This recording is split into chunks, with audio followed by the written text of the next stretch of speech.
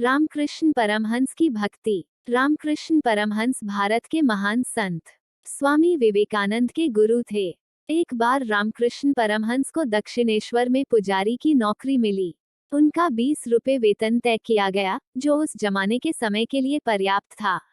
लेकिन 15 दिन ही बीते थे कि मंदिर कमेटी के सामने उनकी पेशी हो गई और कैफियत देने के लिए कहा गया। दरअसल एक के बाद एक अनेक शिकायतें उनके विरुद्ध कमेटी तक जा पहुंची थी। किसी ने कहा कि यह कैसा पुजारी है जो खुद चखकर भगवान को भोग लगाता है, तो किसी ने कहा फूल सूंघकर भगवान के चरणों में अर्पित करता है। उनके पूजा के इस ढंग पर कमेटी के सदस्यों को बहुत आश्चर्य हुआ था।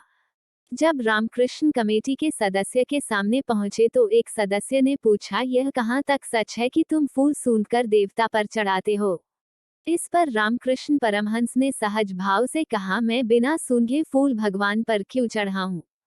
मैं पहले देख लेता हूं कि उस फूल से कुछ सुगंध भी आ रही है या नहीं। तत्पश्चात दूसरी शिकायत रखी गई, हमने सुना है कि तुम भगवान को भोग लगाने से पहले खुद अपना भोग लगा लेते हो। रामकृष्ण ने पुनः सहज भाव से जवाब देते हुए कहा, जी मैं अपना भोग तो नहीं लगाता, पर मुझे अपनी माँ की बात याद है कि वे भी ऐसा ही करती थी। जब कोई चीज बनाती थी तो चखकर देख लेती थी और फिर मुझे खाने को देती थी। उन्होंने फिर कहा, मैं भी चख कर देखता हूँ। पता नहीं जो चीज किसी भक्त ने भोग के लिए लाकर रखी है या मैंने बनाई है, वह भगवान को देने योग्य है या नहीं।